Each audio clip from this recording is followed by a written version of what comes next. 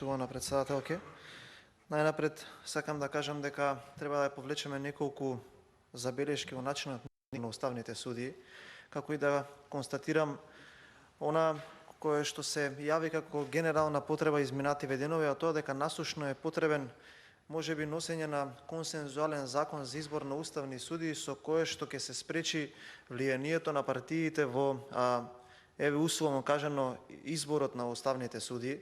А она кое што уште поспецифично и уште поважно е дека додека во моментов начинот кој што го имаме и кој што ни ги дава возможностите за избор на уставните судии, треба да го избереме, да бираме луѓе кои што имаат силен професионален интегритет, наместо луѓе кои што ќе бидат послушници на партиите, па без разлика од која партија доаѓам или без разлика за која партија се работи. Што е она кое што јас сакам да го нагласам во случајов, дека треба да се обидеме сите да се издигнеме на нивото на задачата да избереме уставен судија или уставни судии кои што ќе им служат на граѓаните и ќе се обидат да го исправат она мизерно ниво на доверба на граѓаните во судството од 8% и луѓе кои што имаат силен професионален бекграунд кој што нема да им дозволи прво самите од себе почнувајќи да ја погазат таа репутација, особено во академските кругови, а и особено репутацијата која што имаат кон граѓаните, наместо кои анонимуси кои што стигнале до нивото стручен соработник во судовите и ова да му доаѓа како награда. Што е особено важно за предлогот за кој што дискутираме денес? Тука во оваа комисија има многу колеги правници, а има професорот Живковска поминато низа на генерации на студенти. Тоа е едно. Понатаму, во Академијата на судии и обвинители во 2012 година професорката Живковска била избрана за најдобар од предавачите со 4,8 оценка. И тука логично се наметнува прашањето каков ни е нас системот кој што треба да генерира доверба во правосудството и во судовите, кога најдобриот предавач во Академијата каде што се школуваат судиите и обвинителите, вие ќе изберете во оваа комисија во која што се собрани пратеници кои што генерираат одредено мнозинство и не им давате доверба на таквите луѓе, кои што имаат повеќе децениско академско искуство, како што каже и колегата Јаулевски и Милошевски, со низа издадени трудови со импакт фактор, луѓе кои што имаат добиено еве да кажам признание за најдобар предавач во таквите академии за судии и обвинители и на сметка на таквото резиме вие му давате доверба на некој соработник само заради тоа што сметате дека треба да биде особено награден за нешто. Ја лично сметам дека и тој закон кој што би го донеле како консензус, а еве повикувам барем да почнеме да дадеме позитивен пример од овој избор на уставните судии, да ги бираме најдобрите и најистакнатите. И токму заради тоа, затоа што во вчерашниот ден имаше на пресконференција во која што се обиде да се фрли дамка на овие предлози, требаше да ги повикаме луѓето тука во присуство на медиумите и пред целата македонска јавност и сите отворени прашања да им ги поставиме на луѓето.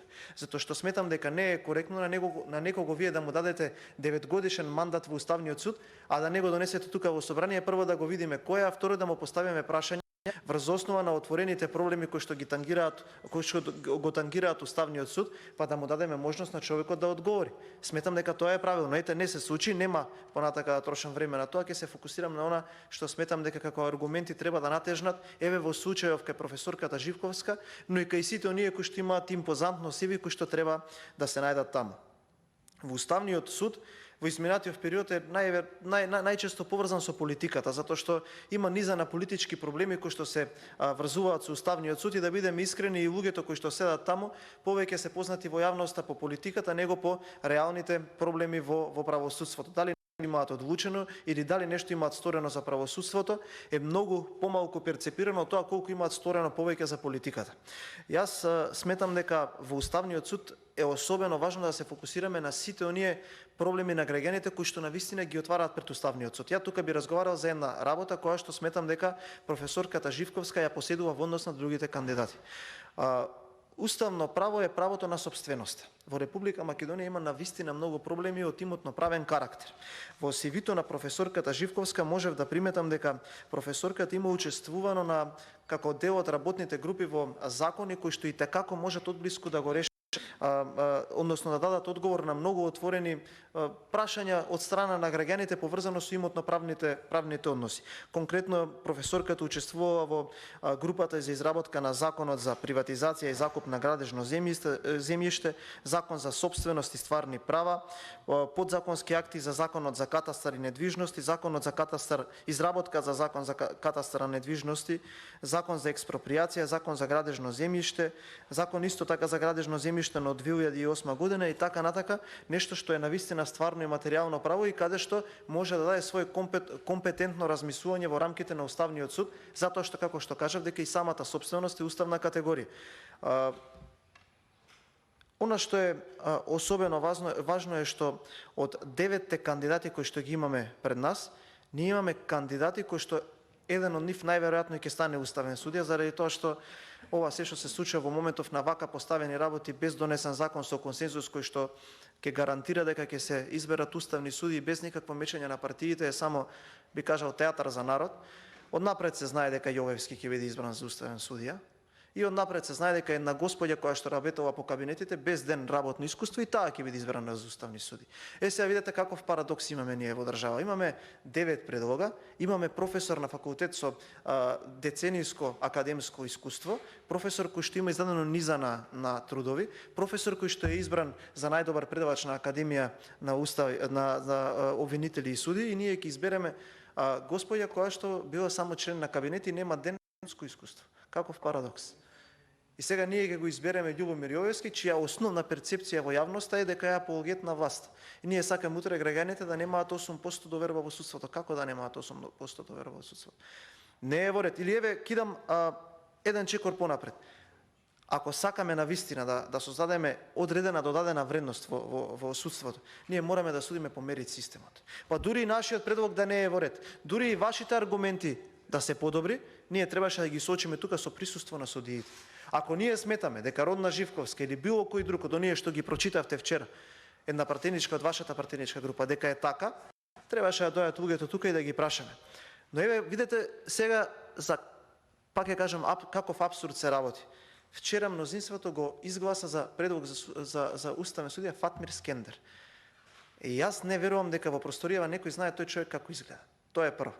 Второ, јас не верувам дека некој во просторијава знае барем една работа, барем еден труд, барем еден предмет во кој што тој господин учествувал и со кој што заслужил да добие место во Уставниот суд. И конечно мораме да разбереме сите како партии, и тука не правам исклучок кон никого, туку генерализирам, дека дел од Уставниот суд, дека судија во Уставниот суд треба да бидат само најдобрите. Дека треба да бидат најистакнатите од најистакнатите правници, таа грешна формулација која што се злоупотребува 32 години назад, а најистакнатите правници во областа се оние кои што се на универзитетите, оние кои што школуваат правници, оние кои што имаат издадено дузина на трудови, кои што нешто значат во правниот промет, оние кои што учествуваат како предавачи во Академијата на обвинители и судии, а не оние кои што се послушници на некого. Членството и довербата за уставен судија во Уставниот суд на Република Македонија треба да биде исклучиво доделено по мерит системот, а не по награда, и тоа е исклучиво пред пензионирање за завршена одредена работа во судството. Кај нас членството во Уставниот суд е тоа. Кога некој треба да се пензионира, да му дадеме 9 години мандат да седи и да крева рака послушно, како ќе му кажат, од некој центар на моќ. И тоа не е во ред.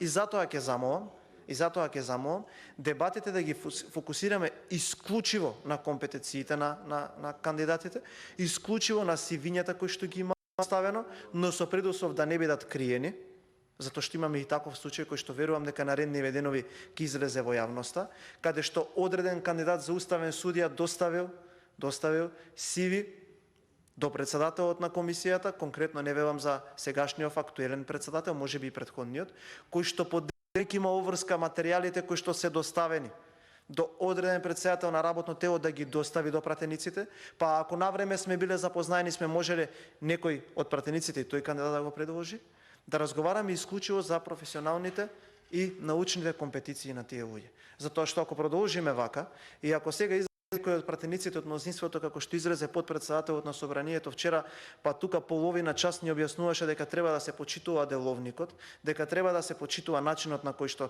се нели носат барем овој пат или се гласаат уставните суди, па од нареден пат да го менуваме за она се што стана правило во собраниево што е лошо диалогот, не, пак имаме 8% доверба во судството.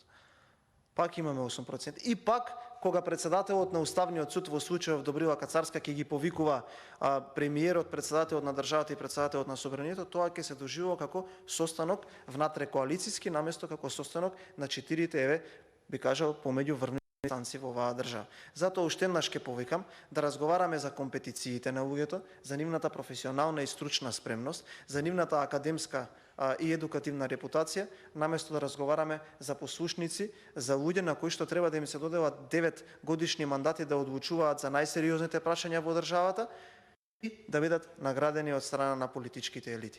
Затоа да ја тргнеме политиката на страна и да разговараме само за она за кое што е навистина важно во моментов, а тоа е да избереме најкомпетентни кандидати за уставните суди. Ви благодарам.